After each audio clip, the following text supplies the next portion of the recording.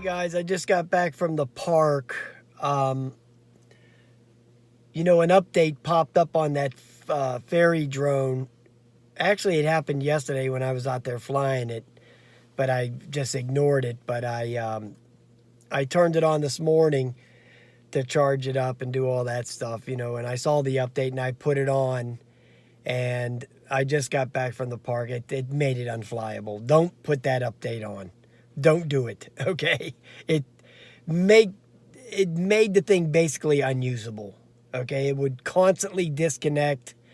Uh, it kept land. It was a disaster. I mean, a unmitigated catastrophe.